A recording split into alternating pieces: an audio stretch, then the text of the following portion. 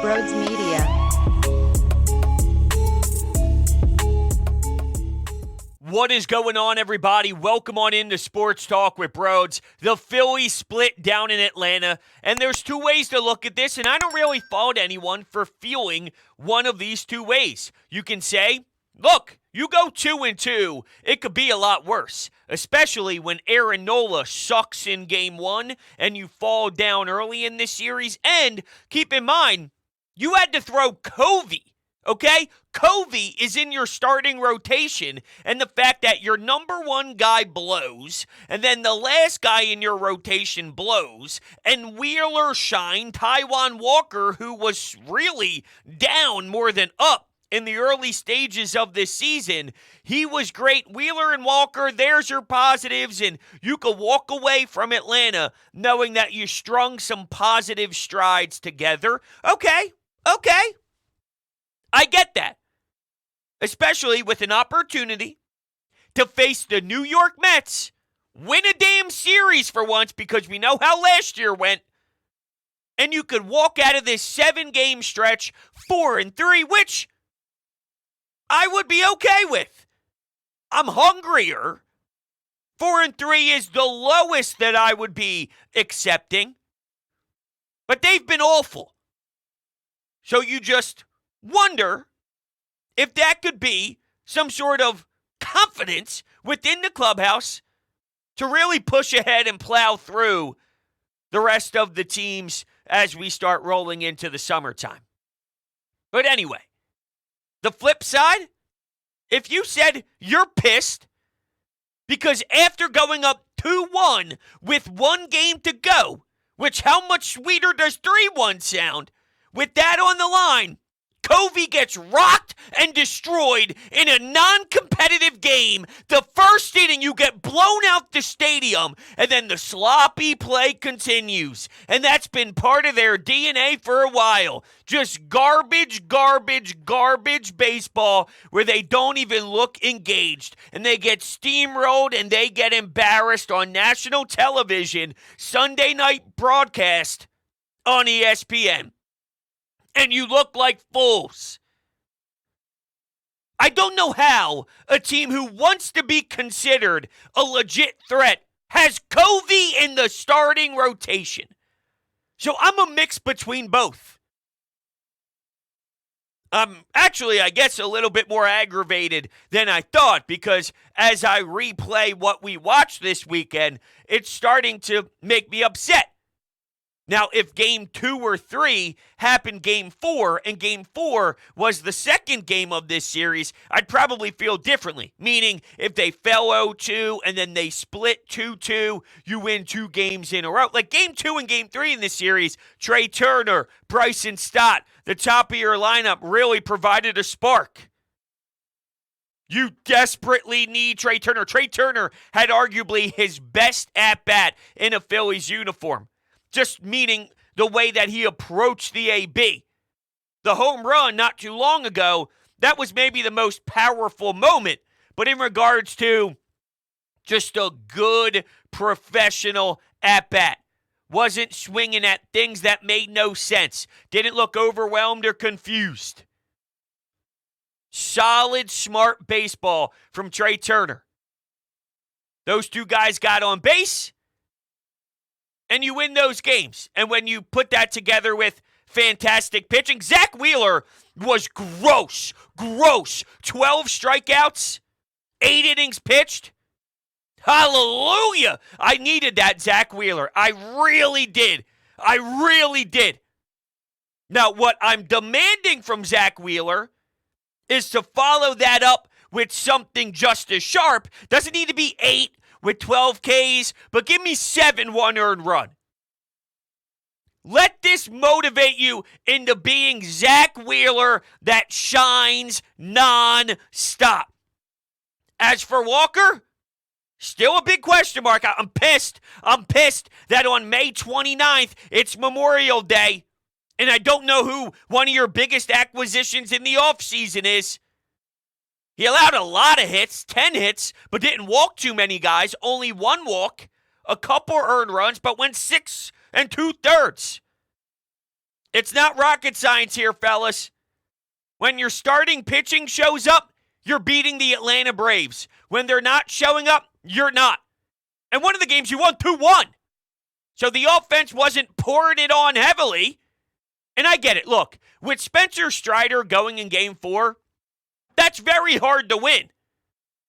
But you got to at least be competitive. You lose 5-4. Your offense loads the bases, gets a big double that scores 2 runs or maybe clears the bases. You show life. But Nola and Covey decide, no, thank you. I don't feel like performing today. And he got no business. Good for Craig Kimbrell, getting 400 saves in his career.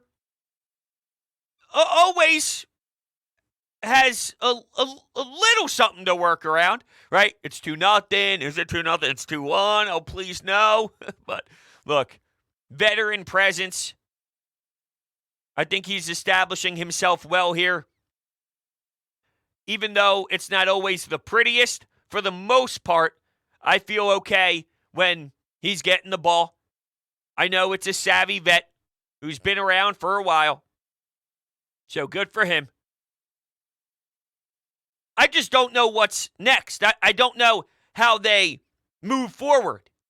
Because so far, every time I wondered, can that be the spark? Can that be the motivating factor? And instead, they give us something similar to what we saw on Sunday night, which was falling face first. Like piss poor baseball. I think the tone was set disgustingly when it's the first inning and you're down what? 7-0? What? You got pantsed and everybody saw it on national TV. So then mentally, I guess you overthink the game. Whether it's at second base, whether it's on the left side of the infield, you're not as sharp. Maybe I'm reaching too much into the bag, but I'm only asking questions. There was a lot of baseball to be played left. Not that I expect him to come back with Spencer Strider on the mound. But I don't like how they played in the field afterwards. There's no reason why you can't play a clean game. Worry about the play that's in front of you. One play's not going to make the difference. You can't hit a 7-run shot. Defensively, you can try and keep the score limited to give your offense some sort of opportunity, even though it's a very tall order. It's just the optics on how it played once you went down as big as you did. It wasn't too long ago where you were looking at a scoreboard that read 5-0 in a day game, and boom, explosion. So why? Why did it get as ugly as it did? I'm all over the place, and I get that, because I have no idea who they are. No idea. Kyle Schwarber, Brandon Marsh, hit the long ball. But how much stock do you really take out of Game 4? Isn't it extremely hard to grab at a ton? You're not going to do a damn thing with Covey in your starting rotation. You have a 0% chance. So, Ranger, Scott Boras, what are we doing with this Andrew Painter thing? No lie. It's time. Like, we need the kid. We need somebody. This is Bush League. I don't like the idea of Matt Strahm. I don't think that suits him well. The last time they went him with an opener, he ended up sucking. Covey actually held the fort down. But over a long period of time, none of that's going to be acceptable.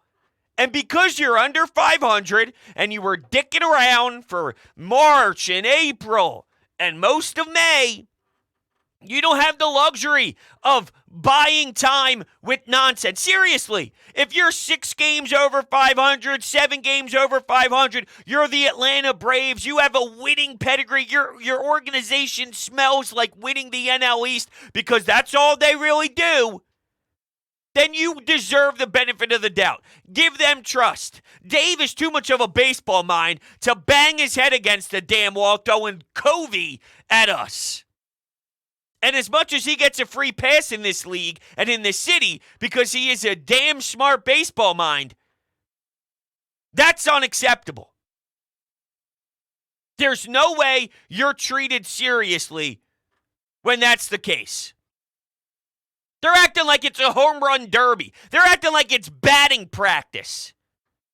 Sucks the life right out of everyone who's feeling good after winning 2 straight in Atlanta. Making all those fans doing the damn tomahawk, shoving it right up their ass. But nope, they get the last laugh.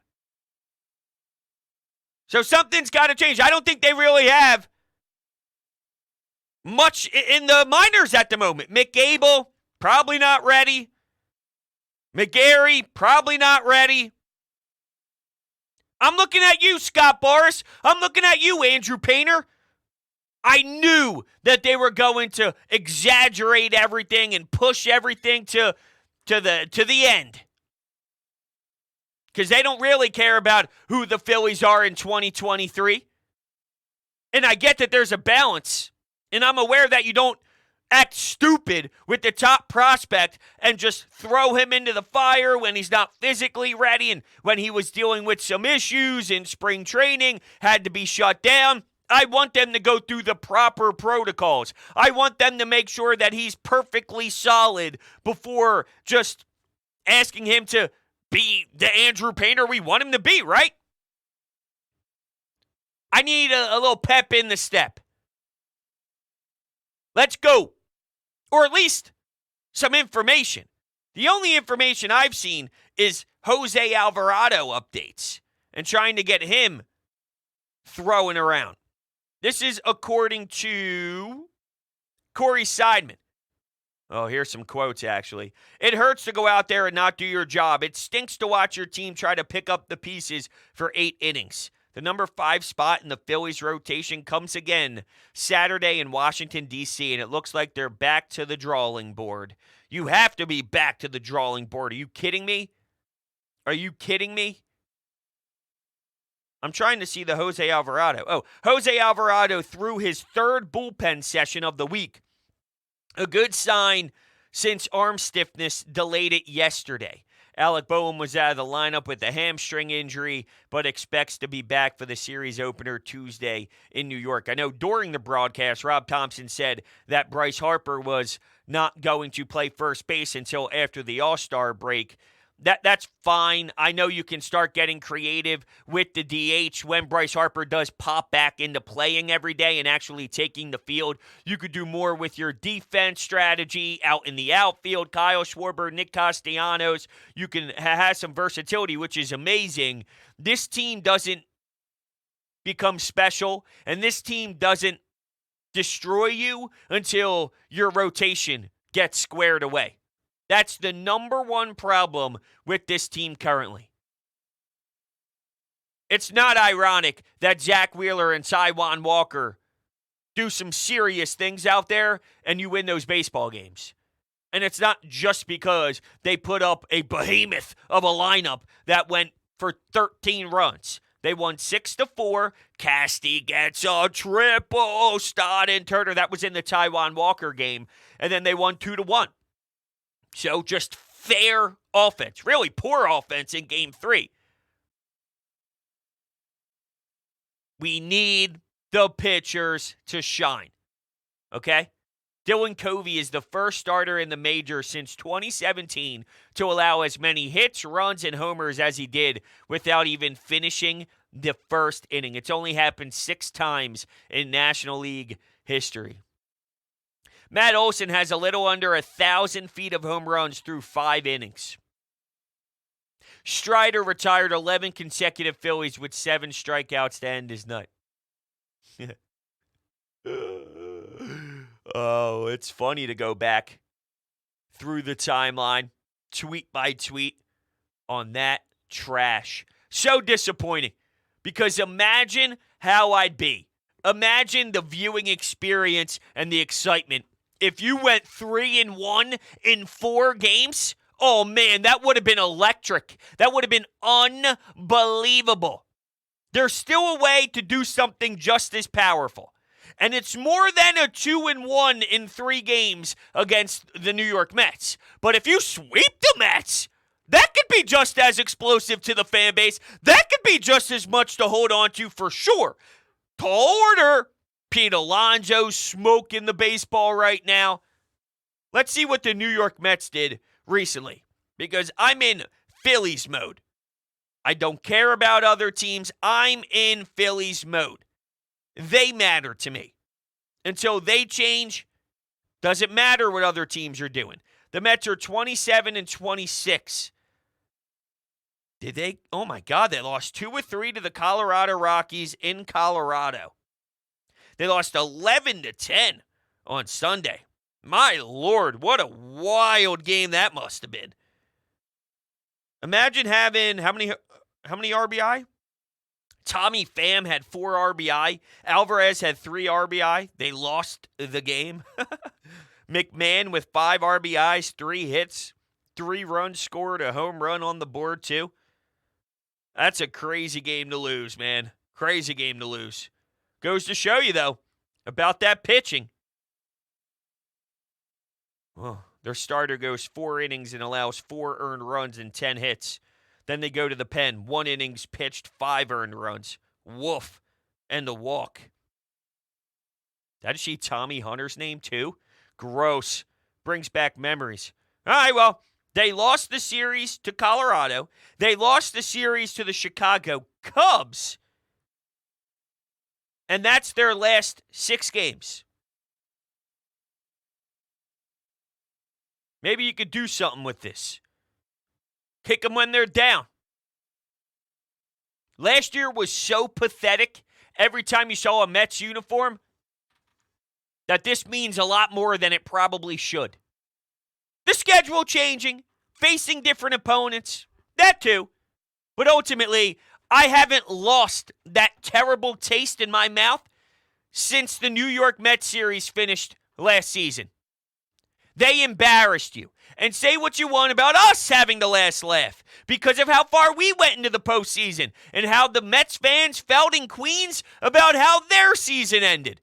I'd clearly rather take our postseason success compared to the regular season success the Mets had against us specifically on a one-on-one battle. But now that we're into the next year, show me some mental toughness. Show me some balls. Show me something. Don't roll over and die. If you feel the 2-2 series split is positive, and I won't knock you for it, then that means you need to respond with that moving forward into your next series. Take that positive connection and that positive feeling of not dropping the series against the division winner and make it matter against the Mets. Because anything short of that, it gets erased. Going 1-2, it gets erased. I don't even need to tell you that getting swept automatically now means nothing. So it's either a 2-1 or a 3-0. Anything other, this Atlanta thing, you can't hold on to it as a solid. It becomes a negative right away. Right away. All right? With that, we'll run through a couple calls. I did do a whole show on the first game of the series by itself before Memorial Day weekend happened. I hope everybody enjoyed their Memorial Day weekend, by the way. But I'm just looking at some of my notes here. Trey Turner 0 for 5 after home run. He does nothing for me. All caps. Aaron Nola stinks. Cutter. Curveball. Please. I went golfing with Ricky Bowe on, what would this be, Friday morning? Friday morning. So we were talking about that Phillies game on the course, and man, he's aggravated with some of the pitches by Nola. Can't believe that it's as ugly as it is, and just no finish on these pitches, and how flat some of it looks, and Nick Castellanos with the base running. See, that's what scares me. Because we already know that the brand they play is not fundamentally sound.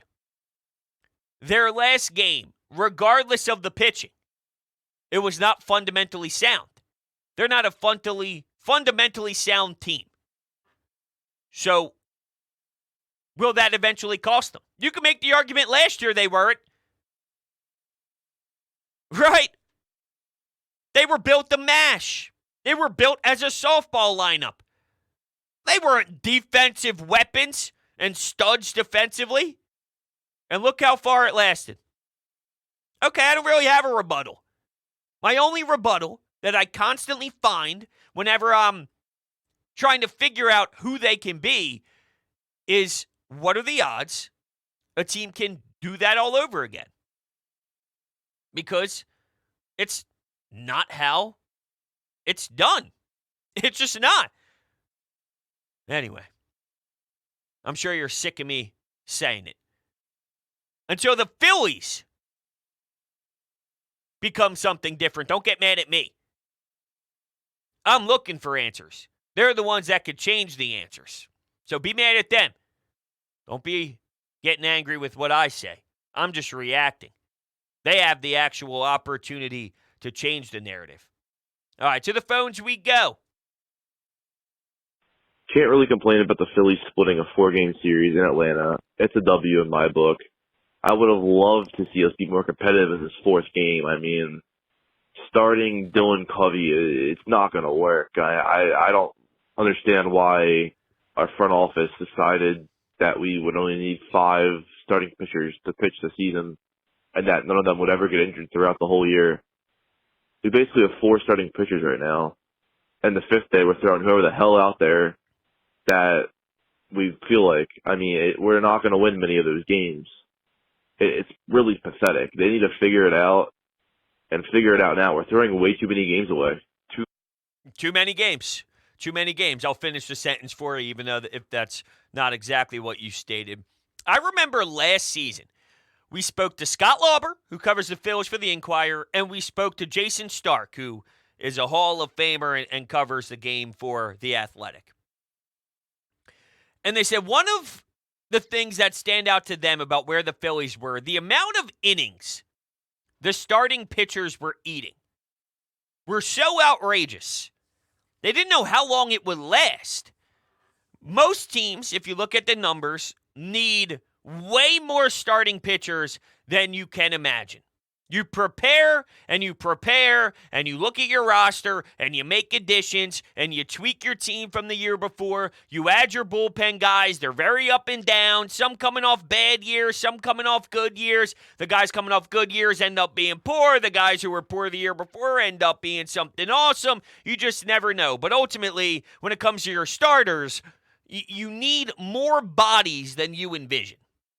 And what the Phillies were getting from Wheeler, from Nola, from Ranger, from a lot of your guys last year. Kyle Gibson before he fell off of a cliff. Who else am I missing? Who else was in the... It was Gibson. I'm missing a name, and it's bothering the hell out of me. One that I should absolutely remember. Oh, my God. Mark Appel's name popped up. Connor Brogdon, no. Jose Alvarado, no. Zach Eflin! How dare I forget Zach Eflin, the man, the myth, the legend. Noah Syndergaard, that was after the trade deadline, though.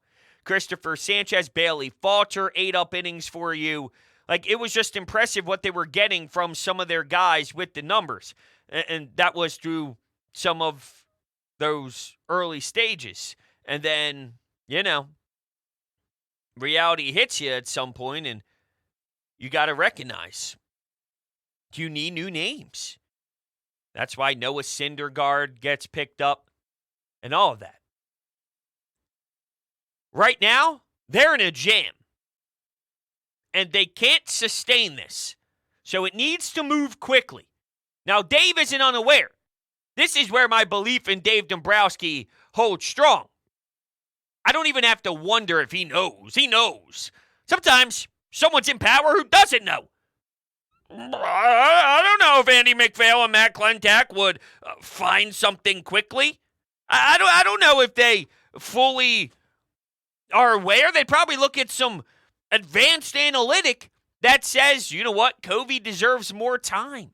Or Bailey Falter should get another call-up. Even though I don't think he's as bad as he put on display. But at some point, every time you're handed the ball, if it becomes what you provided us, then I'm sorry, there's nothing else we can do. This was seriously wide open.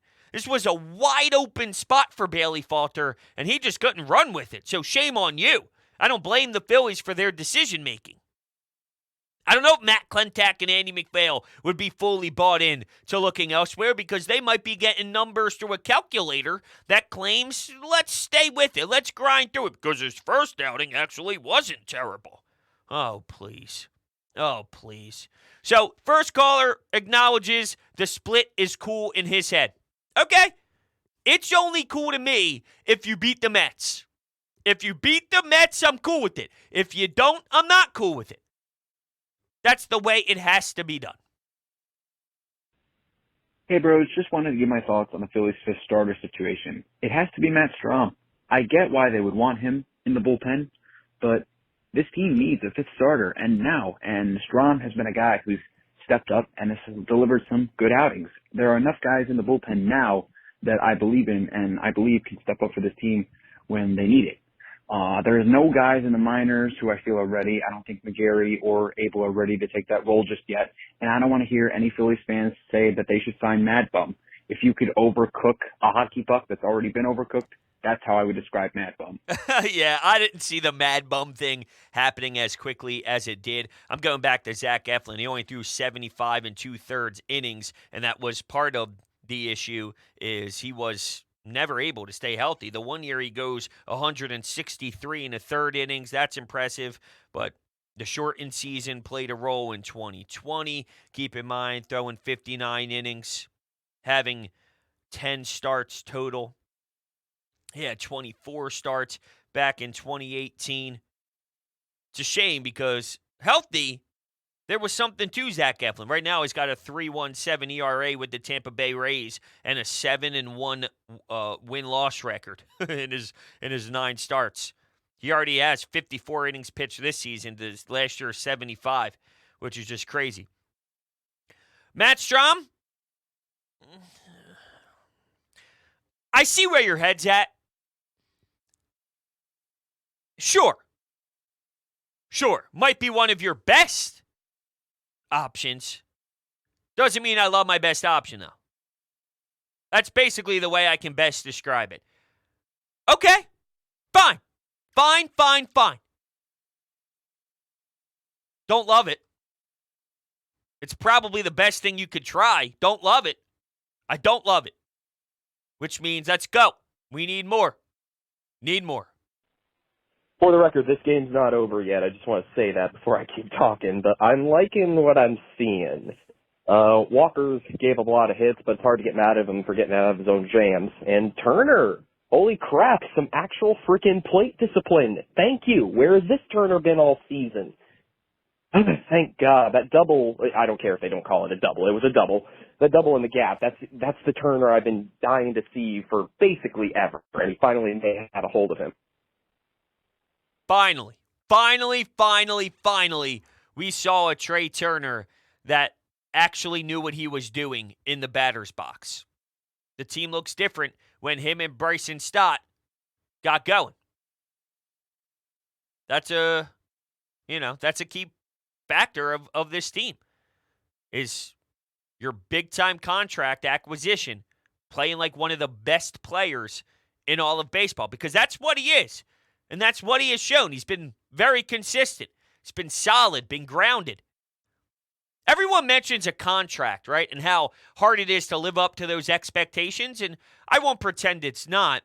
Do you think getting traded to the Los Angeles Dodgers is a tall order? Because you get traded to the Dodgers for what? I'll leave that for you to answer. Or maybe I'll tell you for free.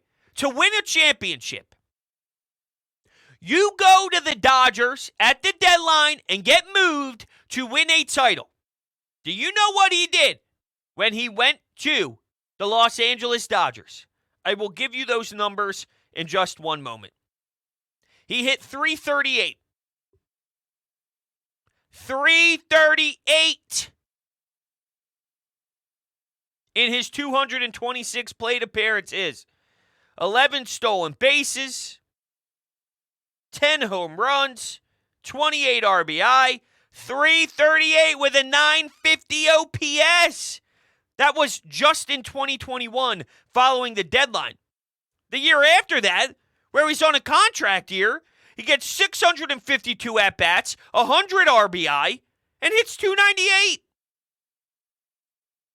There's pressure after getting moved. And by the way, he did some things in Washington too. Okay? You want to see his postseason numbers? I don't know if I want to or not. Now I'm getting angry. Batting splits, batting game logs. I don't want the batting game logs. How do I get postseason? Postseason batting. In the World Series. He hit 161 in the World Series in 31 at-bats in Washington. The series before in the NLCS, he hit .294. In the NLDS, he hit .286. All right. Take all the information you want out of this. Okay? Okay. We'll be talking soon. I hope everybody enjoyed their Memorial Day weekend. Time with the family, going down the shore, remembering those who served. I appreciate all you guys for hanging out with me today, listening to the show. You guys are the greatest. Thank you. I will catch you all on the next one.